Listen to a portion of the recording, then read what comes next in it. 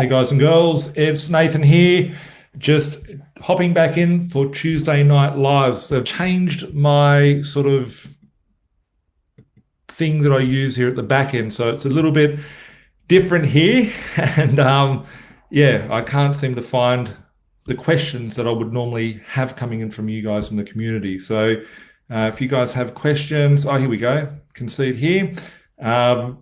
Beautiful, keep the questions coming through, and we will get to them a little bit later on tonight. So it's hot in here. I've got lights going, but no aircon where I'm at the moment. So yeah, been a while since done a Facebook Live. Thanks a lot for tuning in.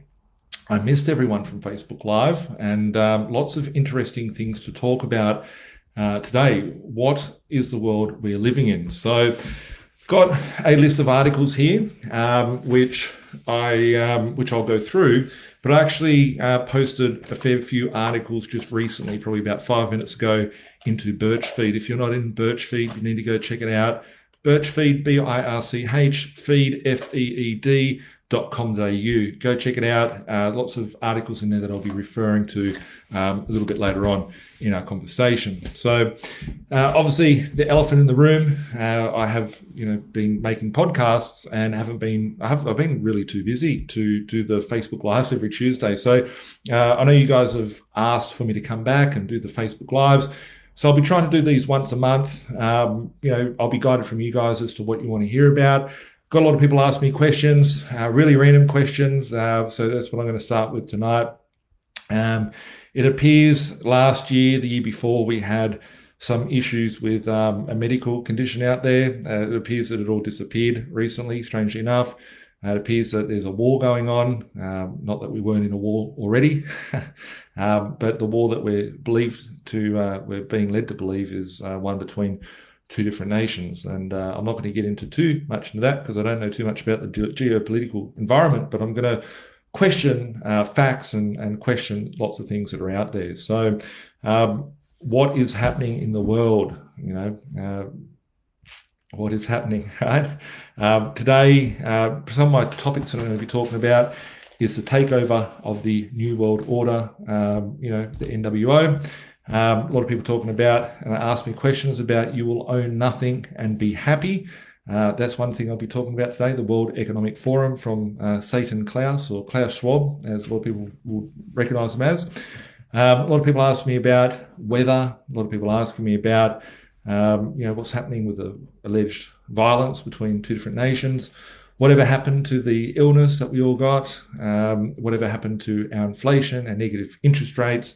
What's happening with our properties? What's happening with everything out there? And I think how I look at everything and I question everything is very much so from a holistic approach.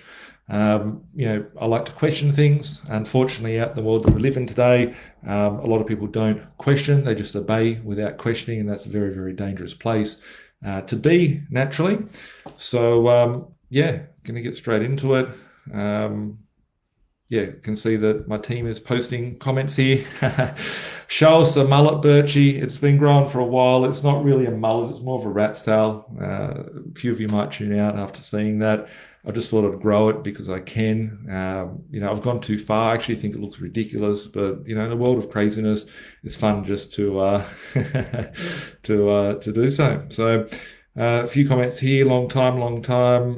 Where you been? Thought the aliens took you. I've been here. I've just been hustling since my last Facebook Live. I've probably added another 10 motels. Got about a dozen food restaurants started now, some pubs and some other random things that I've been working on. So on that, I want to jump straight in to it.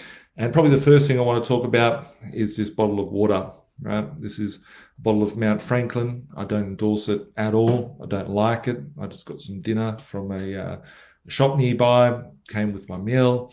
And I want to talk about this because I was out with one of my mates the other day. I went and took a video and went and checked up on my trades. I've got like 8 renos going on at the moment in big motels and whatnot. And I went out to this motel and I called in a servo, filled up with petrol. And when I filled up with petrol, I realized that I wanted to have a drink. So I went to the fridge, picked up 2 bottles of water. I think they were about $5 each, $4.50 a bottle, and they had like 2 for $6. So naturally I went for the 2 for $6. I had a mate with me, so I gave him the other bottle. And sorry, just got lots of calls coming through. And with the when I thought about it, I was like, hang on a second, like the service station normally has a box of 20 of these things. They're a little bit smaller, but 20 of them for like $9 or $10. Cheap ass of Nathan. I thought I'll go and buy a 20 pack of these waters. So I went over and I looked at the price of the water, and it was $15, right? $15 for a water. I know these waters very well because I would buy them and leave them in the tray of my ute. And then when I go out, if you've got someone around, I give them bottles of water and just be a nice person. You can't leave them there too long because otherwise the plastic will get poisonous from the sun. But I looked at it and I was like, $15, right? I was paying $9 a year ago for that. So that means it's gone up by $6. $6 over $9 would be about 66% that the bottle of water's gone up.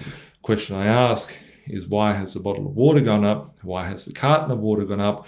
The water comes out of our tap. The water comes from Australia. It's not like it's got a shipping cost. It's not like it's got a manufacturing cost that's gone up. Why has the bottle of water or the 20 pack of water gone up by 60% in a period of 6 months, right? And it's not just bottles of water that we're worried about. It's the price of your petrol. How come it's $2.50? What's happened to the cost of your groceries? What's happened to the cost of your vehicle? What are the sort of things that are happening out there, and sort of why are they happening? One word is called inflation, and that's really all it is. So that's where I'm going to stick tonight's conversation around, is inflation, what's happening with our currency, what's happening with everything in the world. And I want to draw a few correlations back. So looking at, I've got lots of articles. My team have printed out articles, but I've actually sent out lots of new articles, which I've put to Birch Feed that I'll be commenting on and talking about today. And you might have just received a whole shout out of like 10 messages or something. Sorry to spam your phone, but I put them there so we can follow along if you can. So the first one is what's happening with those two countries that are fighting, allegedly, Ukraine, Russia. If you ask me, I don't even know where the places are. I don't want to get involved with, who's bad, who's not. But we need to go back and look at history. And history is always told by the voice of the victor, the one that wins the battle or whatever, and it's his story. So think about how English language is made up, and even down to the word of spelling, right? Spelling is putting you under a spell, and the English language is very full of that. So if we look at history, you will see that there's certain things that go down that are really, really strange. I find it interesting that we have massive inflation. We have a lot of things that we're starting to see that people didn't talk about 5 years ago. I spoke about it live. You can go check out the videos, go watch them out on YouTube. Spoke about the fact that we're going to see a hyperinflation. How come we've got these things happening, right? So they're saying that my bottle of water's gone up because of Russia. My car has gone up because of Russia. My timber to build my bathrooms has gone up because of Russia. My tiles have gone up from $18 to $19 a square meter up to about $35, $37 a square meter because of Russia. My bricks have gone up because of Russia. My food has gone up because of Russia. You're starting to see a bit of a trend here, right? We've got the media, we've got the propaganda spreading just shit, right? And the reason why I wanted to take you back through his story or how the story is being written today. A lot of people are scared. A lot of people are freaked out by the world that we live in. I'm excited. I've never been so excited in my life as what I am in 2022, 2021, 2020, especially when people text me all the time. Looking at the opportunities, right? It's only very rare periods of time that we've been able to read about history, right? And history is his story, right? Just remember the words, right? we're living in it, right? We're living in it. And if we can really assess what's going on here, is the bad guy the bald Russian dude? Is the bad guy the actor who played the role of a president in a movie and is now the president of Ukraine? I don't know anything about these actors, right? What I do know is that Russia, we look at places like the World Economic Forum, they have all these people come together in the same place, right? If I had an enemy, if I had someone I wanted to bash, not that I'm a violent person, but let's just say we had someone that we had some aggravation with, the worst thing you do, you wouldn't go sit at a dinner table with them. You wouldn't want to go and hang out with them, right? How come these people all hang out at the same club? You may be asking, right? You may not even be questioning it. That's what, 25 million people in the country do. Probably, 24.5 million people don't question. They just obey and follow by blind side and just believe in what they're being told. But when you go and dig deeper, you're going to read research, you can see that these institutions such as the World Economic Forum, which are some of the most evil organizations in the world right now, what are they saying? They're saying that Putin is an upcoming young leader, a global leader. He's leaving a legacy and all these sorts of things. How come you see Trump and Hillary sitting at the table, having fun? They're friends. How can you see all these things, right? Are we really voting in, people, or are we having a selection? And it's a selection, not an election, right? Everyone worries about who's going to be put into parliament, right? These problems that we are seeing, this water didn't go up overnight because of a war with Russia. My parts for my renovations haven't gone up by 50% in a year because of that, right? We are being robbed because of, moves that are being done from unseen hands, right? The history that's being printed at the moment is no much more than propaganda. I couldn't care who's sitting at a throne, who's starting a war. The wars are being run way behind the scenes. These are power moves. I don't know much about it. I'm not here to, speculate on geopolitical matters or anything like that. But what I do know is that the same water, the same inflation, the same story that's being told at the moment because of the cost of goods rising. If we go back over the last, say, 2 years, 3 years, 5 years, there's a few stories that we've heard, right? Now it's Putin. Last year, it was a scary virus that, we're all concerned about. Then it was about supply chain issues. Then it was about trade wars with China, right? Then it was about semiconductors, right? Semiconductors. That's why we can't get our cars. There's a trend here, right? The trend is that our currency is being manipulated. Everybody's being robbed. But we've got a different excuse, right? And I love these excuses because I quite often use them just in terms of dealing with government departments and different ways of, trying to deflect things. They're great, right? Got the sickness or whatever, right? And, some people are very impacted by this, but, it's important to question what is the rhetoric, what is the story that's being told, who's telling the story, and where's it coming from? So when we look at Russia, when we look at, these things, right, I've got some articles here. Why has Russia invaded Ukraine and what does Putin want? My team put this together, right? And I ain't even going to read this, right? Because it'll tell you because he's a bad man. It's because of this, it's because of that, it's because of the next thing. I'm not trying to take the piss out of anyone from these areas, right? All I'm doing is trying to question these things. I've asked a lot of people from Russia and, around the area. I say, hey, hope your family's doing well. Hope everything's okay. And they're like, don't worry about it, Nathan. There's nothing really going on. That's all I'm being told from people. I don't know, right? So I've got articles about what the West can do. I've heard about, this is about NATO, right? So there's big organizations apparently. We can see that there's, it's Ukraine has done a deal with NATO to allow NATO to come into their state. Is it something to do about that? Who knows, right? What are some of the articles that I sent to Birchfield. I'm going to just share that with us for a moment here. My phone's dying, so hopefully we can get through them all beforehand. But I want to take you all back to a time just before all of this went down, right? Just before 2020, before 2019. And I want to take you to an article which I posted from Reuters or whatever you want to call it. And it is from the 29th of March 2018. It's 4 years ago, almost to the date. It says here, China taking first steps to pay for oil in yuan this year. Sources. China has taken its first steps towards paying for imported crude oil in yuan instead of the US dollar. Three people with knowledge of the matter told Reuters, a key development in Beijing's efforts to establish a currency internationally.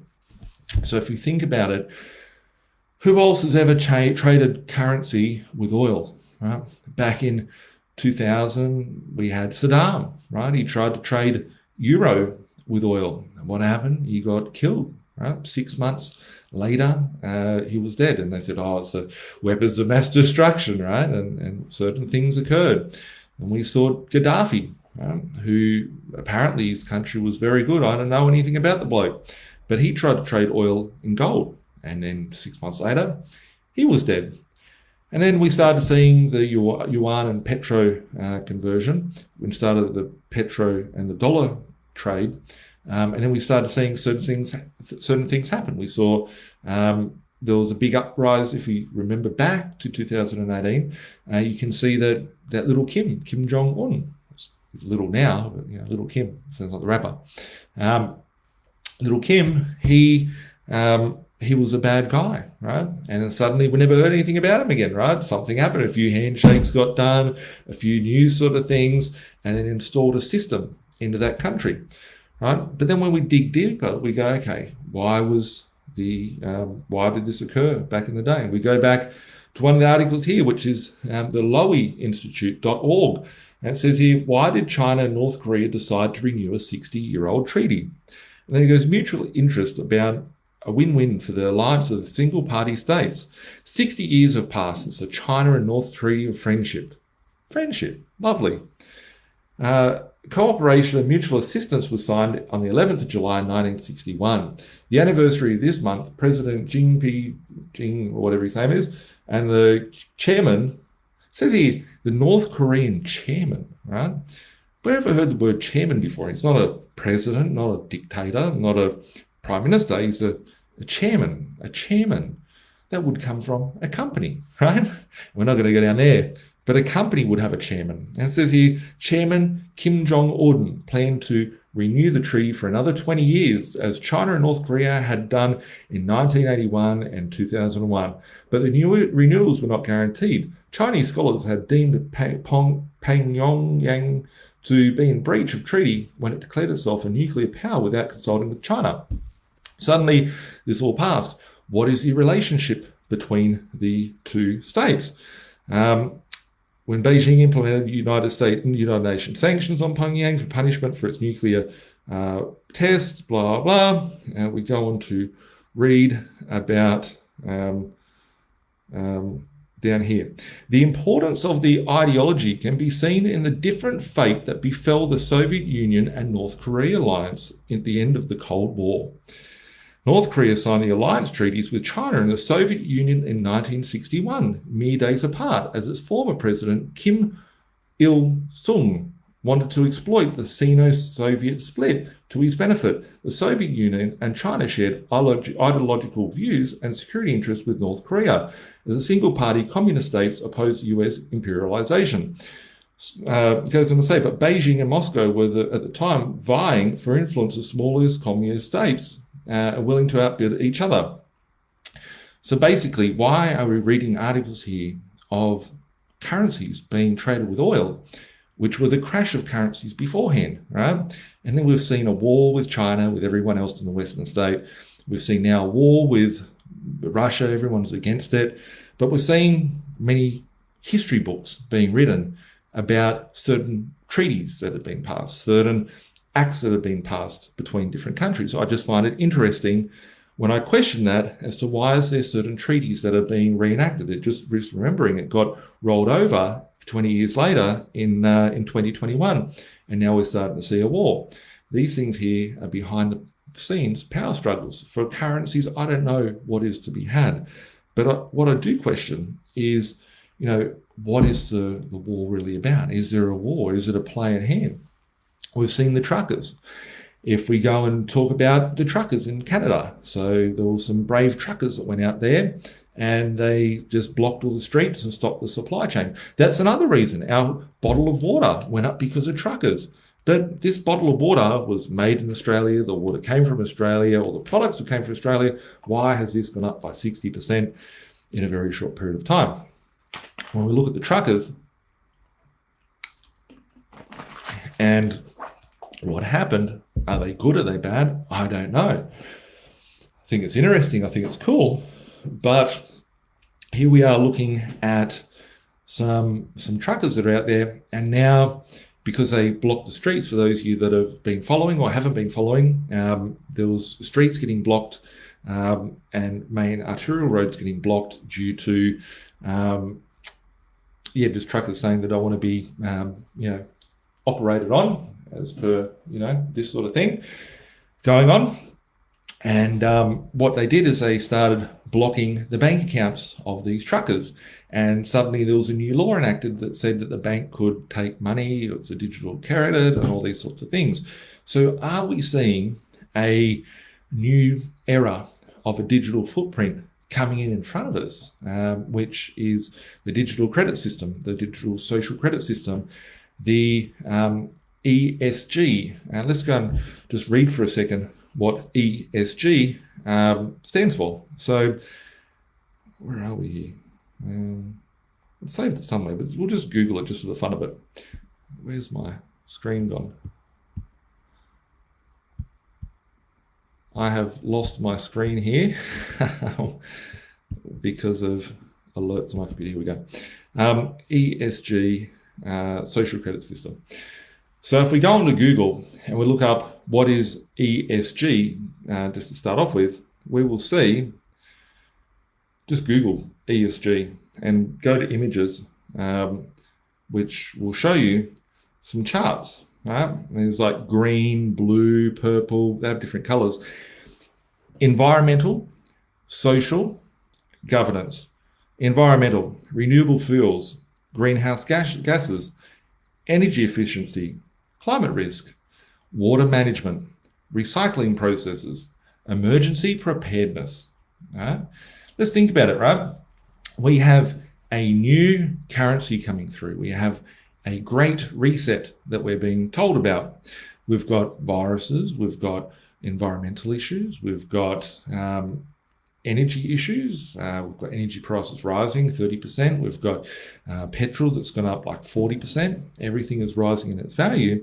And then suddenly we've got this new topic of discussion, which is the environmental social governance. So renewable fuels. So here we are, we're going to our green credits. So I said quite a while ago that we would see a lot of stimulus packages come out over the next decade to encourage people to be taking on these things. Do you think it's by chance that we can't get access to new cars? When you go to, I saw a picture of my local Toyota dealership in Sydney. Not that I just saw it on Facebook, and it was underwater. And I thought to myself, there's no cars there. There's no cars floating around in the water. And I thought to myself, that's pretty funny. There probably wouldn't be any cars there because there's no cars every time I drive past. Why do these car yards not have vehicles, right? Why are they, whose asset is the vehicle at this point in time? The vehicle is the asset of the financier, right? If these finance companies are going, shit, our assets are all going to blow up, we'll wait for the new stock to come through, which is environmental friendly, right? So we've got environmental aspects that are coming in. We've got social. So what's social? Social is health and safety, right? We've all talked about health and safety the last year. Working conditions, right? Employee benefits, diversity and inclusion, right? That means that there's all different people from all different walks of life, all different backgrounds, religious backgrounds, sexual backgrounds, and all different walks of life that come in. Human rights and impact on local communities. So that's what the social aspect is. The governance is ethical standards, board diversity and governance, stakeholder engagement, shareholder rights, and pay for performance.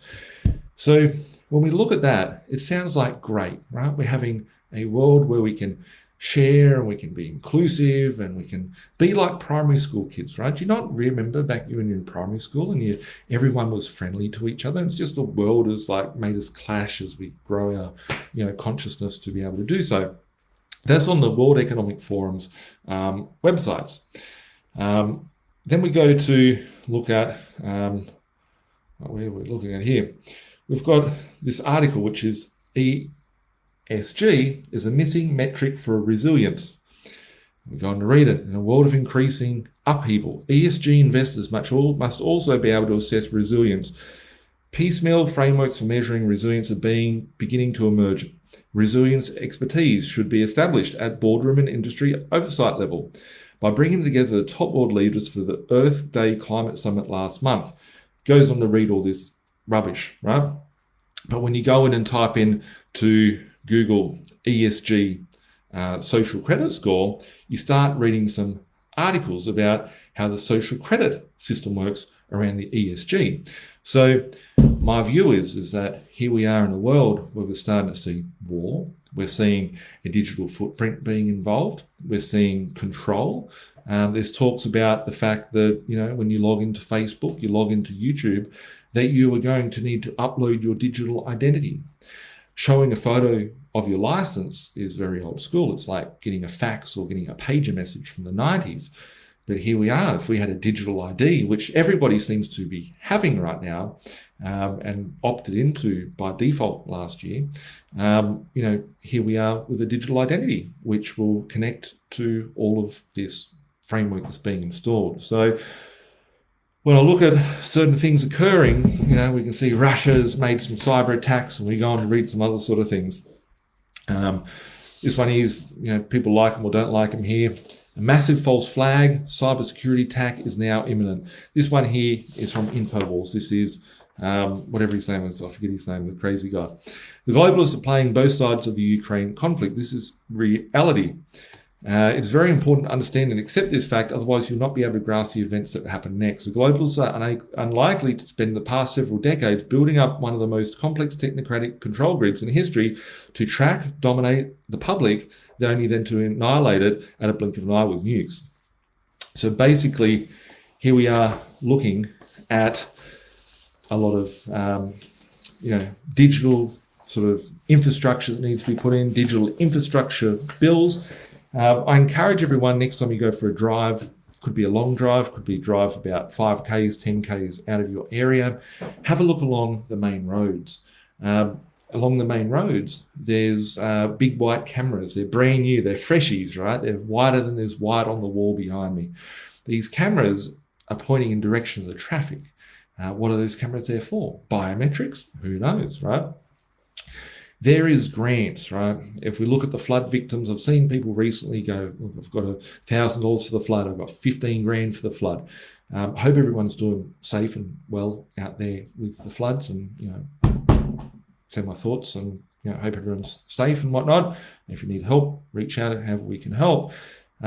But there's grants that are available, right? You have to log in via your digital identity and accept those things. That is becoming a universal basic income. People are like, it's the freest money. Literally, your money's in your bank account within a minute of applying for the grant. No questions asked. They are, printing their way over because the money is worthless, right? If someone who's got $1,000 grant, just remember 30 years ago, a car would have cost you $1,000. Now that car would cost you $100,000 for the same vehicle of same sort of build quality and all that sort of stuff. So then we're looking at this income that's being given into your bank accounts. We're seeing these cameras go out. And then we're also seeing lots of grants. So what the public mainly see is, stimulus packages, flood grants, all that. But from a business perspective, there's literally thousands of grants on a monthly basis that come out to all Australians for you to be able to get. One of these grants recently was a $5,000 grant from New South Wales, which I don't have any articles to or anything like that. Someone might go and research it and share it. Cool. But this grant was to a $5,000 security grant, which you can put CCTV cameras in your place of business. So the government would pay you $5,000 to get it. And if I think about it, I'm like, hang on a second, I need these sort of cameras everywhere. But there was a couple of catches. The catch was that you must connect your CCTV to the police network, right? So just think about it, right? You're installing, they're paying you $5,000, you're installing a CCTV camera to the police network, right? And then it's like, okay, they can only film what's coming out, but no cameras on the market are just video. They all have audio. So think about it next time you're out talking, you see some cameras around, because it's taken in audio, right? And now there's all these grants and benefits to do so. So when you think about the ESG, the environmental, social governance, these are the things that are being installed, which are going to boost up our economy and eventually make it the nice, happy world of you'll own nothing and be happy. And I will get to my thoughts as to what that means very shortly. So when we look at certain things that are happening out there, we've got here an article from, I'm not even going to read these articles. Biden's EPA proposes new rule to reduce smog from trucks and other heavy vehicles. Right? So we've got petrol prices soaring. Right? We've got costs of goods going up. Right? We've got the need for, bringing meats down and having fake meats and all those sorts of things. So we've got articles on that. And then I've got some articles here about the weather and stuff like that, but I'm not going to go too much into that. I'm going to pull up some other articles that I've got in my collateral here. So give me one moment and I will read one. So if we look at a couple of things here, this one here's one I just posted in the Birch feed. You can just go onto Google and type in HAARP, HAARP. I've been talking about this since 2018. I never realized what I was talking about back then would have a big impact or as big as impact in the future. And if we go and look up what HAARP is, it's a high frequency active Auroral research program. And this is from a .edu website. It's from Alaska.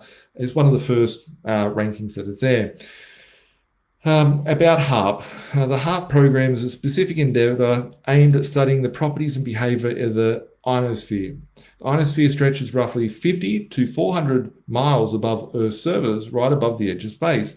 Along with the neutral upper atmosphere, the ionosphere forms a boundary between Earth's lower atmosphere, where we live and breathe, and the vacuum of space. It goes on to read a lot of different stuff.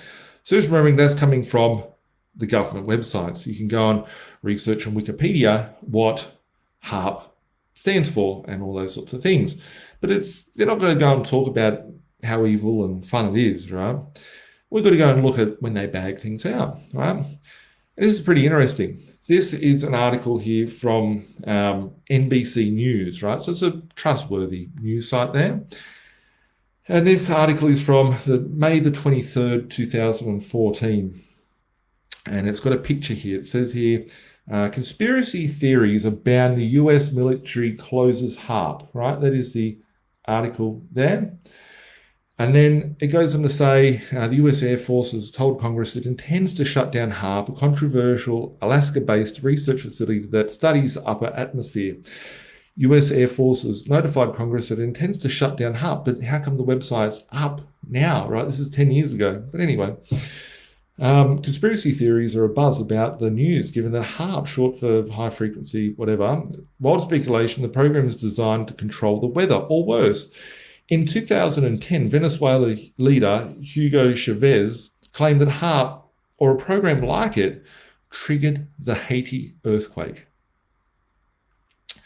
Oh, that's right. What happened to Venezuela? Oh, that's right. They were totally fucked via hyperinflation, right? And we think about it, and we go, okay, why would the president of a country come out and say, it was the cause of an earthquake, right? I've looked at our weather, right? I just always think about the news articles, and I used to be on this a lot more than what I am now. There was some earthquakes in Mexico a few years ago, and I always think about like the weather that comes after that, right? We've seen some messed up weather right about now, right? So I always think like if a bomb is taken off or something's gone off, when did all this crazy weather start, right? Just think about it, right? When did all the weather start? The weather started when, oh, that's right, when the war started, right? And this is not just weather that's happening in Australia. They're saying that we've got rain bombs, right? I've heard these articles being thrown around. There's rain bombs, whatever that means. I haven't even looked into it that much. But then I'm seeing articles that are coming out from London and other colder climates right now, which are talking about snow bombs, right? What is a snow bomb, right? It's like a rain bomb. But then all this weird and wacky weather is happening when certain things are going on. Why are we seeing such a push on this? What is our currency backed by? Our currency is backed by petrol, right? Petroleum. So we've seen a shift away from plastics, which is from 2016, right? Why did this occur in 2016? Just think about it, right? Woolworths, plastic bags, Macca's, plastic straws, all those sort of things. We saw all these things coordinated in the country. But how come every country had the same thing occur at the same time? It's because they're moving away from plastics, which are made from petroleum, which are needed for, certain things. And we're going to more sustainability. So if you're a business that, supports this sustainability model, then there is a lot of incentives provided, which bolts you down and solidifies your position in this new world currency control, communist, socialist network that's being built. So it makes me go on to think, I want to look at these articles that say, about articles. Why it's interesting that we saw the crash of the currency and the crash of the government afterwards. But wild conspiracies, whenever they say wild conspiracies, it's like, let's go and look at that with a grain of salt and go, there's an opposing view, right? Whenever there's an opposing view, it's like it's being suppressed because the main agenda, which is done by scientists and specialists, which are all from these institutions, are there to back things up. So when we look at that, and people might be like, well, surely they don't control the weather, do they? Right? And this is something I thought really, really bad, right? And this is very controversial discussion and way outside my, what I'm here for, right? To talk to you guys about. But I want to just take it to a thing called cloud seeding, which there's a couple of articles here that I'll share with you. This one here is from ABC, so the Australian Bullshit Communist Organisation. This is an article it's called Cloud Seeding Stimulates Rainfall, but what is it and how does it work? This was posted in the 2nd of March 2018, so about 4 years ago.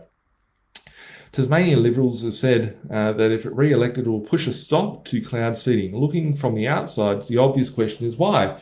Cloud seeding is a process of adding chemicals to the clouds to increase rainfall. Usually when it comes up, the debate is around if it actually works. But this time the stakes are high with the scientific curiosity, expense justification on environmental concerns. In 2016, Hydro Tasmania conducted cloud seeding in the lead up to the deadly flooding in northwestern Tasmania. It was later found that Hydro Tasmania's independent report that the seeding had no measurable impact on precipitation, a conclusion further supported by an independent expert that caused community backlash. After all, why are they doing it if it does not work? How cloud seeding works. Professor Stephen Seams of Monash University, so they've pulled in a new expert here.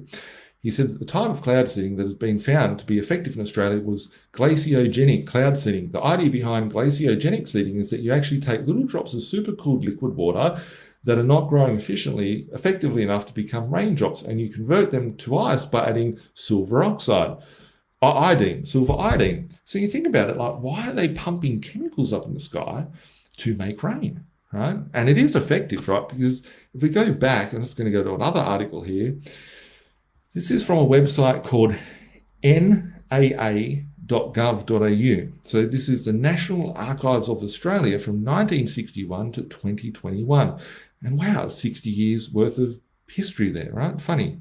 Anyway, this is an article. You can Google it. It's in Birchfeed. It's called Cloud Seeding Operation Off the Coast of Sydney, right? That's the article. Go check it out.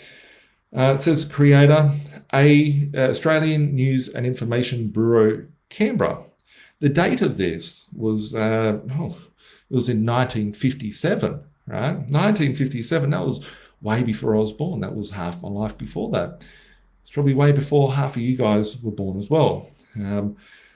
Goes on to read about this record. This is a black and white photograph of a cloud seeding operation over the Pacific Ocean near Sydney. The photograph shows 2 Royal Australian Air Force DC-3 planes flying over some cumulus clouds.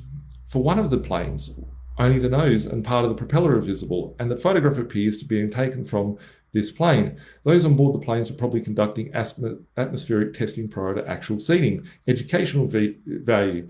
Highlights cloud seeding as a means of manipulating weather to produce rain. Cloud seeding involves planting a seed or an artificial ice, often in the form of tiny silver iodine crystals, into a cloud. The crystals gather moisture before freezing. They then fall from the cloud as hail or snow as it generally reaches the ground as rain. So I'm not going to go read the whole thing. You can go research all this stuff up. Makes me think, right? The controversial thing I was going to say is we had fires a few years ago, right? If it's very easy to make rain, why didn't they make rain to stop the fires, right? There was no rain in the sky. It made me realize that over Christmas, it was continuously raining. And then 6 months beforehand, the Premier of New South Wales, Dominic Perrottet, came out, I think he was Treasurer at the time, and he said that we would have a festival from the 1st of January to the 7th of January. It was a 1-week festival, and it was going to reopen Sydney, right? Reopen us to the world and, bring lots of economic stimulus. And it was a big festival. Everyone should be involved, right? I remember when it happened because I was looking at it and I kept looking at the weather and I was just fixated on the fact it's sunny, it's sunny, it's sunny, it's sunny. Oh, it's going to rain, it's going to rain. 6 months beforehand, how did they know it was going to be sunny for the whole week? Like not a drop of rain, and suddenly we've got rain, right?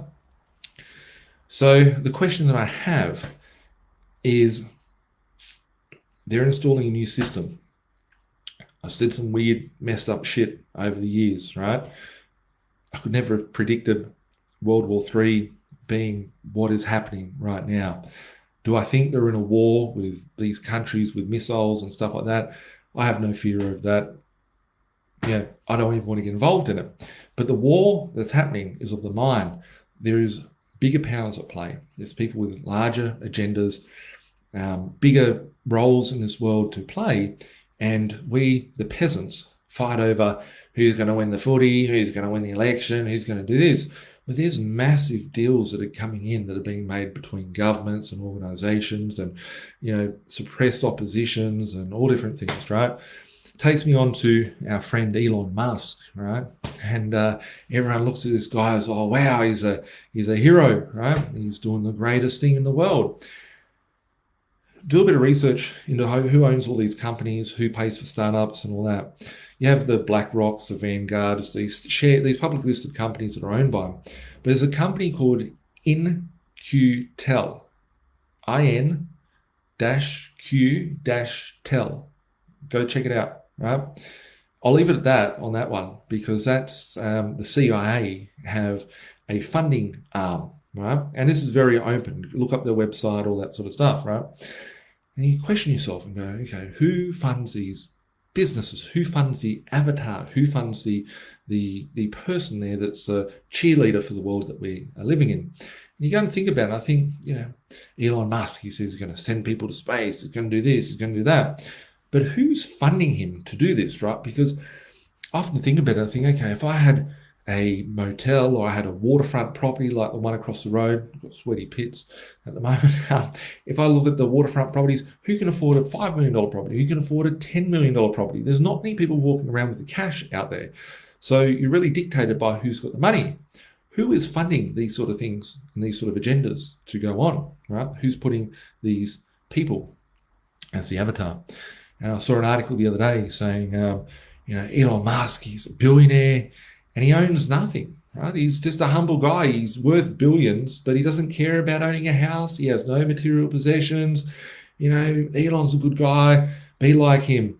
He wants to create electric cars for the world. Everyone has an electric car. Well, soon the only car and the only vehicle you're going to be able to get is an electric vehicle, right?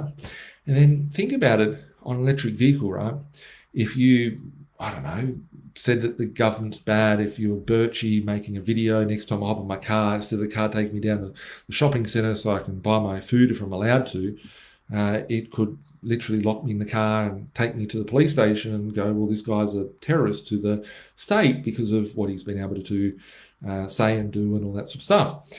So what happens if they say, well, you guys can't leave the city, right? Your car only allows you to go out. You've been bad, or you might only be able to go out once a year, once every 2 years. You can go outside of the 50K prison that you're in.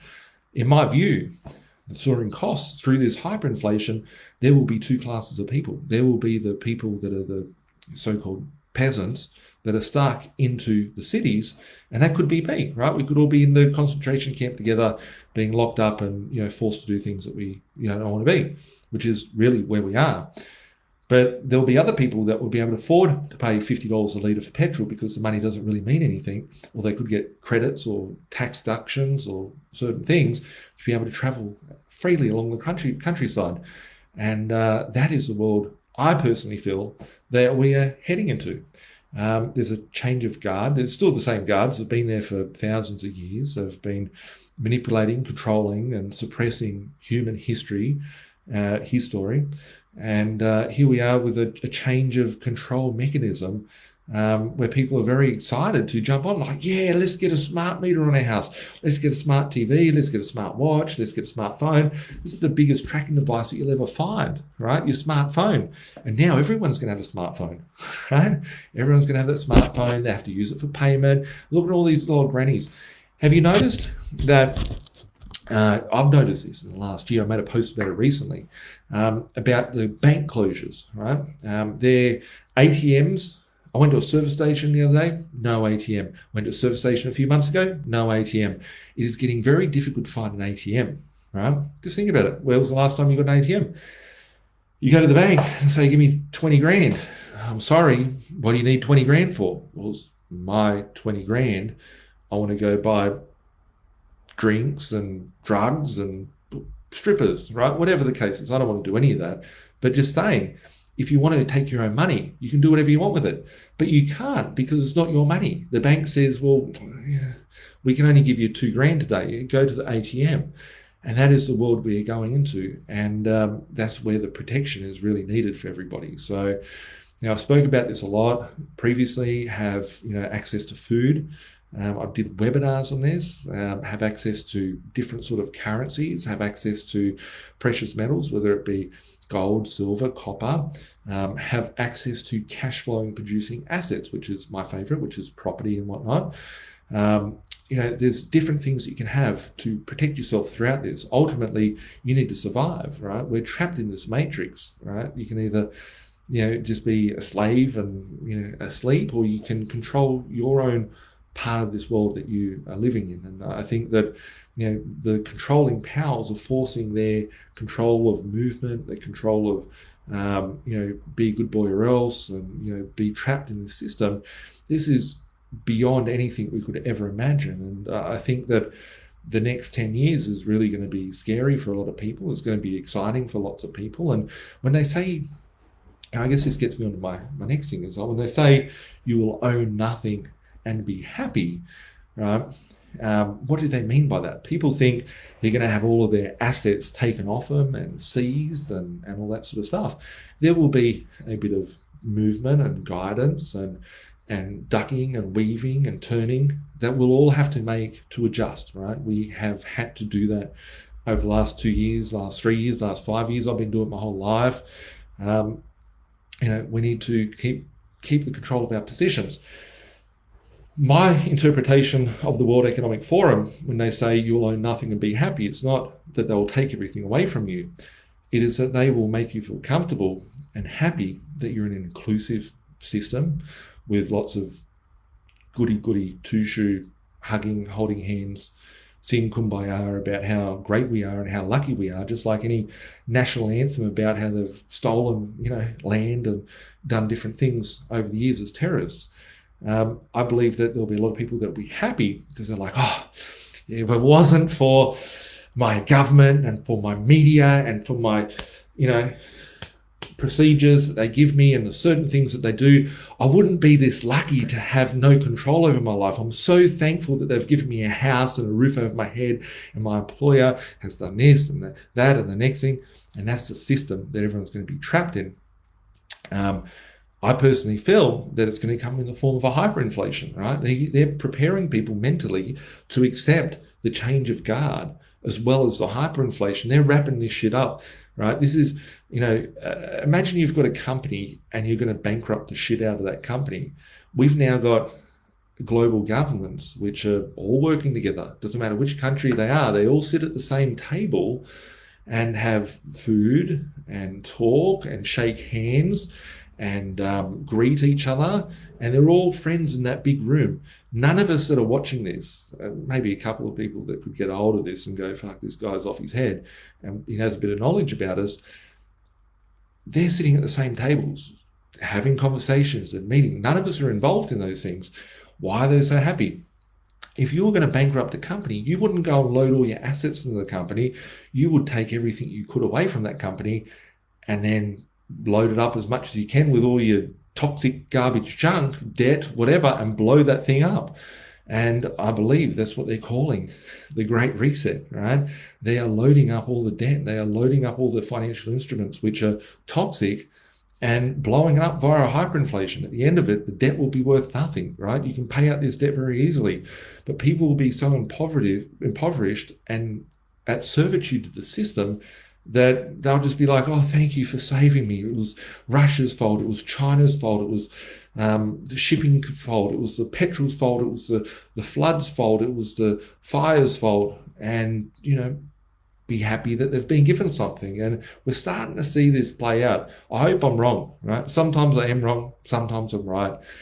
I like to be thinking of my own mind. I like trying to put all the dots together. But all those articles, all of those things, they're showing pictures which don't add up, right? They're not adding up to what we're being taught at school. It's not adding up to what we're being taught in the media. It just doesn't add up. So when we look at my last article that I have, before I get on to your questions and have a bit of a chat with you guys about what you've got to ask me, commodity prices are soaring. Inflation is rising. Should interest rates start increasing too? I get asked this one every day, right? Get asked this one every day. Just think about it, right? Like, I'm just going to read this article, right? If we take this back last year, right? I was doing last time I did a Facebook Live. Go find the articles that I'll be sharing. It would say something like this. There's more inflation coming. Supermarkets will be lifting prices in response. At the start of last week, we'll take that one out. A few days later, it unveiled its fourth package of measures, and we'll take that one out. However, the governor of Australia's Reserve Bank, Philip Lowe, started to say soaring commodity prices will send a new wave of inflation across the globe. Let's think if he actually says some truth every now and then or not. But he said here that the commodity prices will soar. This new supply shock will extend the period of inflation being above central banks' targets, he warned last week. This runs the risk that the low inflation psychology that has characterized many advanced economies over the past 2 decades starts to shift. So what does it mean for monetary policy? Monetary policy challenges are increasing. I'm leaving words out of this. Certain things will complicate the monetary policy for challenges for the central banks. Why?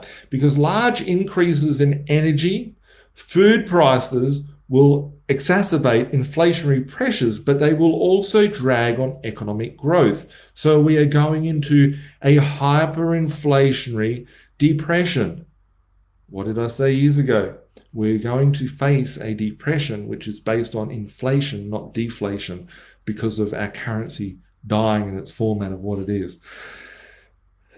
Dr. Lowe, they call him a doctor now, fuck, Dr. Death is out there too, somewhere, is concerned that if Australia began to think inflation will keep rising, then they will start to behave in ways that ensures this happens. So to prevent that occurring, some economists say that central banks ought to lift interest rates sooner rather than later.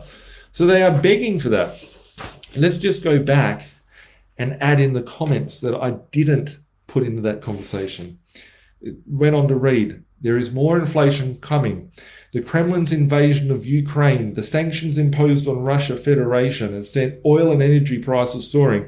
The catastrophic floods on Australia's east coast have caused severe food shortages. Supermarkets will be lifting rate prices in response.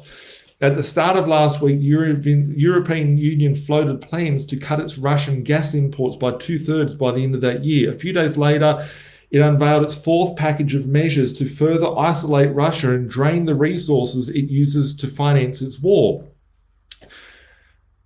The United States said it would ban imports of Russian oil and gas energy. Who gives a shit, right? My point being is, if you took out Russia, that sounds like shit I was telling you last year about the illness, that word I've never said, right? Here we are looking at, all their charts and oils and all that sort of stuff. Reality is that inflation is here. People are going to get wiped out. It could affect you, could affect me, and it will affect all of us in different ways. It's important to protect yourself, be alert, be diligent. Think about, the left hooks. Think about this wisely. If they push up interest rates, right, they're talking about rates rising, they could do that, but it's going to crash the whole economy. It's going to blow things out. People, imagine petrol prices going to $3 a litre, right? Just assume $3 a litre. Imagine your train ticket going from $2 to $5, whatever. I don't even know what a train ticket costs, right? Imagine the cost of all these things going up. Electricity prices rising, everything is rising. Now imagine they push up your interest rates, right? The banks that took on the companies that took on debt, they'd go broke because they've got to pay out higher wages, higher electricity, higher this, higher that. The homeowners that took on all this debt, they will go broke because they can't even afford their train ticket or their food or whatever, so they can't pay their mortgage. So something has to give, and it's a checkmate position here because if they increase it, everyone dies. If they drop it or leave it, everyone dies from inflation. But there's a period which we're entering into, which is the hyperinflationary blow-off top part of this cycle. And it is going to be the next, 3 years, 5 years, 10 years. Who knows how long it will take. They've got lots of levers that they are pulling. But it's very interesting to be alive right now in history and watching all this stuff go down. So on that note, I am just going to read through all of your questions and, answer whatever questions you've got. So pop all the questions below. If you do want to see more on those articles, hear more of this sort of stuff that I talk about, there is a link in the description. There's a link in the comment box to connect you to Birchfeed. It's birchfeed.com, birchfeed.com. So, question here. What hurdles does decentralized systems have? Will people and developers win, or will the government powers to be a pain in the ass? I always said years ago that crypto, I actually made a song, it was the intro to the podcast, and it's crypto is amazing, right, here for the taking. But people will not win because everyone will fold over to the system, and, Bitcoin or any sort of cryptocurrency could be the best thing for humanity. At the same time, it could be the biggest enslavement and entrapment that humanity has ever seen. And if it's in the good hands, it's like having a gun, right? It's bang, bang, right? If a gun is in someone's hands for good, it could protect them from, an evil person or whatever. But if it's in the hands of the bad person, it could, cause harm. And I think that we're looking at a position right now where, it's being used for bad, and I think it will be used much more for the future. Michael, who we got here? Gino said Nathan was calling years ago. Appreciate that, Gino. Michael said, hi, Birchie. Been following me for a while. With the great reset upon us, when everything goes digital, how will your tenant pay rent? Them saying you will own nothing and be happy. Is there a plan to eventually that no one will own property? Maybe somehow won't let you do a transaction without a microchip. It could possibly be that, right? I'm not looking at this, as fearful. I'm looking at this from an opportunistic, because I don't think that, certain people, we see that there's people dying constantly now. Of one of the things I didn't talk about today was all the people that got a heart attack, right? So many people have heart issues, right? People I know, people I love, people I care about, people in the news. Why is all these things happening, right? I don't know, and I don't believe that certain people would have been giving experimental sort of medicine to their families, right? So when we think about, those that play in the system, I'd love to know, does the Queen have a driver's license, right? Does the Queen have a birth certificate? How do they operate? And really, that's just middle management. There's many high levels of people that we never hear about or never see about in our world that we live in. However, taking part in that, right? If we look at Neo in the Matrix, Neo knew that the Matrix was a fake world, but he could have either eaten crap and lived in the world where he lived and ate porridge, or he could live in the Matrix and learn how it worked and controlled the Matrix and the parameters of that for his own good. So, this is a messed up system. We're all having to be a part of it. However, how can you take your stake in that, and how can you control and get best part of your life? And, I've said for a very long time, like I talk about property, everyone goes, Nathan Birch, B.Invested, the property guru and all that. Some people say stay in your lane, and had a lot of shit about it. Some people watch me and go crazy. I want to go deal with someone that's a property company, not some conspiracy theorist. I'm looking at what I have to dodge every day of the week and all the hurdles that are being thrown. I'm a human, you're a human, we're all people. And I think about the challenges that we're facing in this system that we're in. And it's very, very important for building wealth that, we have to overcome those same sort of challenges. So, if there was a position, I reckon there'd be a micro 1% chance that something really goes bad and I don't want to be a part of it, and I sell all my shit and you see me just disappear and, live on, hidden treasures, right? But I don't see that happening. I see that people go, oh, well, are they going to, put a procedure to people and everyone dies, right? It's not my thought that would occur, right? Because if you had a pile of slaves, which we all are in that system, you wouldn't want to get rid of them. You'd want to control them, which is basically what we're talking about here. If you're talking about a track and trace and chip sort of setup, I don't think it's out there to take us out. I think it's there to control us and have us, if they don't like what we do, if we're being outside of that system, they will turn you off and disconnect you from that system. So it's evil, it's bad, it's control, and we're losing our control. It's the worst part of communism that we could ever imagine. So, it is what it is. Distraction for more money printing. Hayden said they always invade for oil or religion and leave the people free with a central bank in place. Look, these countries that are allegedly fighting, have already got all those things in place anyway. So, yeah. Lisa wrote mosquitoes. It's really funny. There's now a new attack of mosquitoes out there. I find that one a concerning one because I get about 50 mosquitoes in my farm every night when I live there. And it's just interesting that I remember sharing articles years ago that they could change the DNA of a mosquito. One of my staff, Gemma, when she first started working with us, I remember sharing these articles about mosquitoes and Bill Gates having a patent on it, and she got really scared and she deleted Birch Feed because she was like, this is too scary, it's not for my brain. I don't want to see stuff like this. And here we are now with allegedly diseases. But when we look at those diseases, there are also side effects of some sort of medications that people would have or could have been exposed to. So very interesting. Brad said a shitload of new cameras being put up during this time. Yes, exactly. Danielle said the digital identity in the Australian government. Exactly. You can go look at the digital identity bill. Michael said, go shower your hearts, right? There's even cameras out there. Then we've got here being done over Auckland recently. Exactly. This stuff's being rolled out globally. I'm doing well, Michael, by the way. Nate, hi, mate. Matt never got back to me. Might need a direct chat with you. Awesome, Nate. I will get Matt to contact you. RBA, best evil overlords a country I could wish for. Brad, already $3 in New Zealand for petrol. $3 in New Zealand for petrol. And a low wage economy. People want to be told and want to be done by Big Daddy.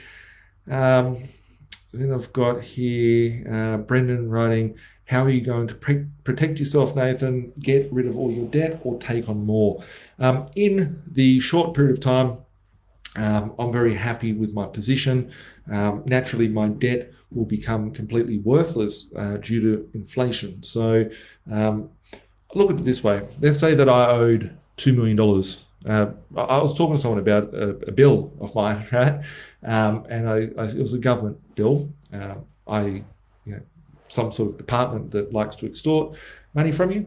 And I was like, just imagine someone had a $2 million bill, right? And let's say I've got some properties that are worth $5 million each now, right? And if I had to offload a property or not acquire a property, going back 5 years ago, if there was a bill of $2 million there, I would have had to have sold 2 properties at $1 million each to pay for that bill. However, now, if inflation had dragged those assets up in value and I could sell it off for $5 million for one, I could use 40% of that to pay out a bill. Now, that bill could be your interest, that could be your debt, that could be any bill that you've got. So as we're seeing inflation, doesn't matter if it's, you can't go and take a bag of potatoes and take that into a future 5 years' time because it's going to, not be worth it. You can't go and take, perishable goods, any sort of perishable goods. You can take fixed assets and that debt that's attached to them is worthless. You could take your car, which is probably worth more, right, this year than what it was worth last year. And I believe that those things will start happening even greater and greater as people are forced into these sort of, just think about it. If you think this is a wild shot of things that I'm talking about here, 2 years ago, if I said that you'd be locked in your house, everyone would be forced to be inoculated. If I said that you'd be, doing any of the shit that we've been forced to in the last 2 years, we would have thought, fuck, this guy's off his head. Here we are in a world where these are the next things. They have said it very clearly. They have put out agendas. They've got these avatars which are out there, the people in the media, the avatars, i.e. the Elon Musks and all those sort of guys that are, it's good, right? Let's not own anything, right? It's good. Let's sell all of our assets and own a little bit of shares, work at the company, get a car that you can drive around in, and it'll take you to and from and drop you off at your house, and it'll drive off by itself, whatever. These sort of conversations that are happening are there to control, and they're heroes for people to keep them trapped inside of that sort of system. So very, very interesting time. I think we're on track for where things are going, where I would have predicted things to be. Whether it's a little bit different this way or that way, who knows? But it's just interesting time to be alive.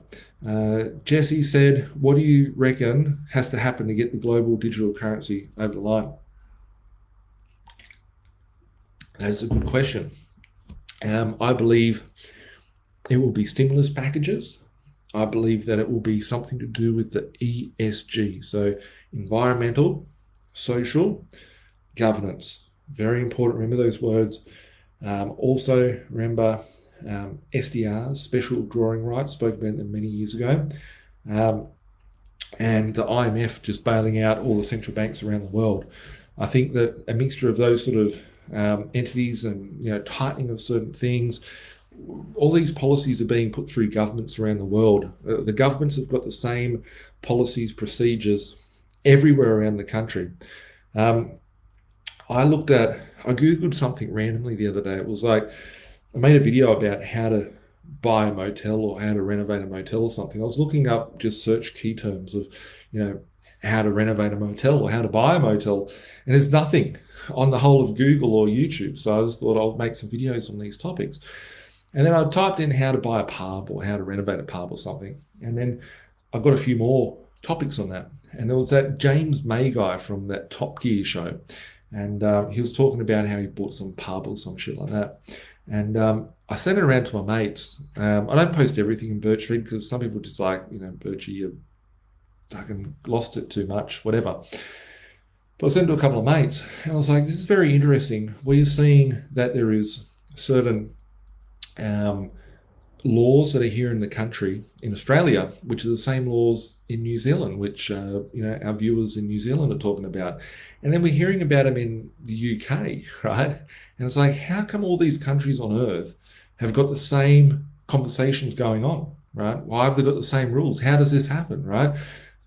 Not everyone can decide to meet on Tuesday night to watch a Facebook Live. How can we get every leader and every country, every organization coming from top-down management to all do things at the same time? That's controlled. It's a controlled environment, and that's the scary part about it. And what does it take to get everyone to buy into a digital currency? We are in a digital currency right now. Right, we are really in a digital currency because if you go to the bank and ask for your money, they're not going to give it to you. Chris mentioned New Zealand raised rates 3 times in the last 5 months. Interesting that they are doing that. There will be a ceiling, and mark my word on that. There will be a ceiling where they will have to drop these again. So it'll squeeze the market when all the costs are rising. Inflation, this is inflation that's out of our controls, right? This is hyperinflation. This is coming from the direct source of from manipulation of our currency that we've got. They're going to have to drop them. Natasha, if you're wanting to invest in the next few months or years, would you invest in property and fixing interest rates for 5 years, for example, or load them up on long-term EFTs? What is your choice, or something else? For me, I invest in all different things constantly. I'm still very active in property. Last year, I bought 6 normal properties, which isn't much for me. I've bought a lot more, certainly, in the last 20 years over different years. Bought 6 buy and hold properties that I just keep. And then I bought about 30 pubs, motels, and different things like that. And for that, it's just pure random. I was buying things for infrastructure value. It wasn't because I saw anything crazy coming from a tourism play or anything like that. I'm still very active in buying properties. I'm buying them primarily just for the land holding that I'm getting and the infrastructure that's built on top. As for fixing interest rates, all my interest rates are variable still. I'm not giving that as financial advice to people to leave them variable or to fix them. I just don't see them going up too high, and if anything, they will have to drop them even further and put other stimulus packages in place. We had 150 basis point interest rates going back 3 years ago. Since then, most households have doubled the amount of debt that they're holding, and the M2 money supply has doubled in that period of time. So that cost of the currency coming directly from the central bank, if that's taken by someone, whoever's taken that debt has to pay it back.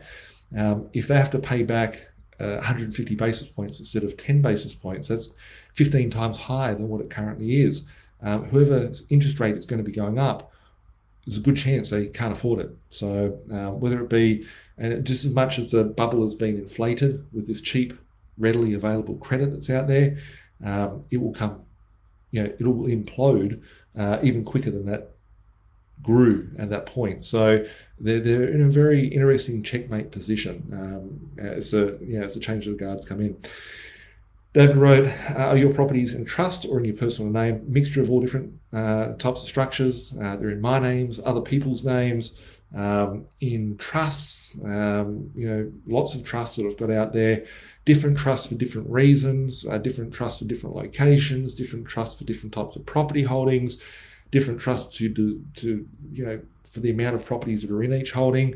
For most investors, I found that the largest and quickest and greatest portfolios that are out there are mainly under their personal name.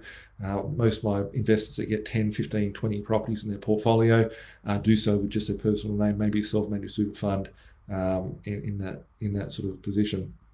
Rochelle, hope you're doing well. Do you think there will be a big cyber attack, internet blackout? What are your thoughts on crypto right now? That's an interesting one. I will do a video on crypto shortly. I was actually sad maybe about 2 weeks ago. Virtually never get sad. But I share things that, wherever I'm at, whatever I'm feeling, whatever I'm doing. I got to a point because just so many properties that I was settling, I was like, shit, right? I've got motel after motel after motel after motel settling. And I need some cash because, it just doesn't come in quick enough sometimes. So I sold off some of my Bitcoin and some other cryptos at a fairly decent price, but I didn't want to. But I was just like, I got into it at nothing and it's gone up and it's so great. The downside risk to a lot of these cryptos right now could be great. And it was more so just a deleveraging of a risk position. And a lot of people will not take profits with their crypto, and a lot of people will lose out at times. I've learned that over probably about 8 years in crypto, that crypto is not linear as much as what property and all that could be. So do I think that crypto will go up or down? I don't see it going crazy at this point in time. And do I see that there will be a cyber attack or internet blackout? I actually do feel that one of the next things that they will get us on, we've got climate, we've got social, we've got all these interactions, it will be an internet privacy type of setup where there'll be big attacks, data will be lost, things will be stolen, things will be hacked, and it happens every day, but they will have a new solution which would be like a communist, if you could even get any more communist style internet than what we already have. We talked about last using servers like DuckDuckGo and stuff, but then we look at things that are happening around the world, and there's suppression of information even on DuckDuckGo. So there's one that was the Brave browser. I've started using that.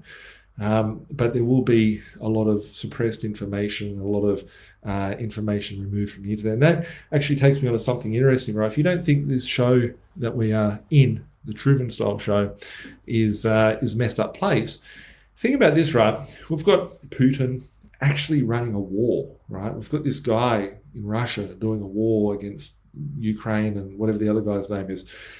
Anyway, they're on the internet talking stuff out, they're firing missiles, they're doing whatever they're doing, but they're still on all social media, right? You've got the Orange Man that's out there, and I'm not a fan of him, I'm not a fan of anyone, right? He's just another actor in my view.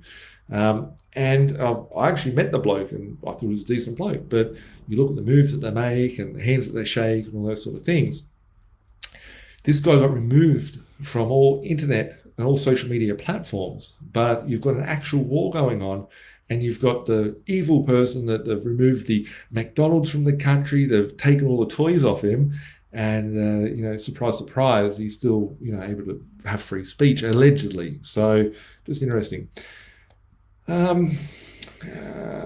Will taking properties out of your name, will this protect from the government taking them? I don't know. I don't think the government, that's the other thing, right? A lot of people think the government is going to take your asset, right? It doesn't necessarily mean that they're going to take it, right? When you own nothing and you'd be happy, someone is going to own them, right? People just are going to be so impoverished, they won't be able to feed themselves. They'll sell their house to buy a box of eggs, right? Buy 6 months worth of groceries, will sell their house. This is where the hyperinflation really fucks people over. And I think that there will be protection via stimulus packages, which will involve green energy and surveillance and adapting yourself into the position. I hate the system. I don't think it's good at all. But, if it wasn't for the evil bankers and it wasn't for all this manipulation and fraud, we wouldn't have a table to play at. We wouldn't have our property prices rising. We wouldn't have things moving out there. So yes, the game is bad, but there's opportunity for us all. So I guess it's how you move and review. A lot of people will sit there and go, oh, I'm too scared to do anything, and they're going to be the ones that are missing out massively, because they're going to be at servitude, not going to have any options. A property is just an option to have future, buy your options of freedom in the future. So from my view, I don't see that they'll be taking, but more so people won't be able to afford. So if you look at all these new stimulus packages coming out there from the governments, they're like, we will give you 20% deposit, so you don't need to. So now, for those of you that haven't seen it in the news, $0 deposit. The government will give you 20% and you get 80% from the bank. But the difference is, instead of them giving it to you, they are now going ownership, co-ownership. So they own 20%, you own 80%, right? And then they might own 50%, you might own 50%. So these are things that are going to happen over the course of the next decade. And people are just going to become poorer and poorer. That's what a depression is. Your quality of life is not what it was beforehand. And, we can be richer and richer. You want to make sure that you got all the resources and options and things that you can move around with at your disposal. If we look at here from Mark, laws like Digital Identity Bill are being introduced into our countries, are copy and pasted from globalists, World Economic Forum, and United Nations, etc.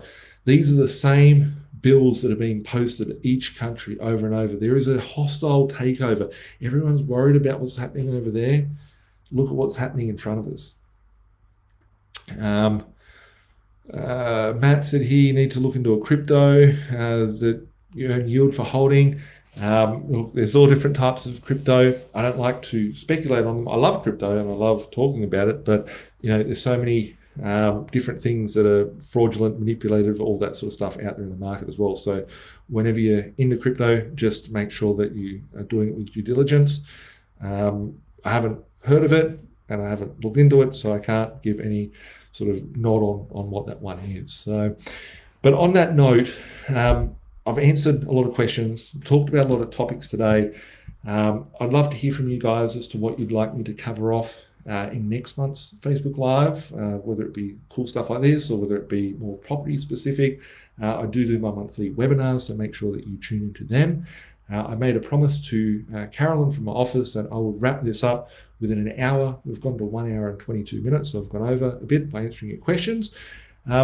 So thanks. I just want to say thanks for everyone for tuning in this evening, being part of tonight's Facebook Live, and I hope everyone's doing well. Make sure to be safe and keep being awesome out there. Do check out the link. Go to birchfeed.com. Get access to it. It's free, right? It's free.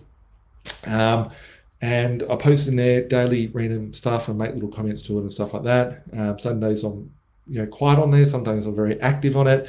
And if you do need help with navigating through this time, whether it be with your property portfolio, whether it be financing your properties, whether it be structuring your superannuation, whether it be structuring anything to do with your portfolio, click on the link below as well for access to a free discovery session with one of my team. If you need help with anything, reach out to us 1300 367 925 or email us at admin@B.Invested.com.au.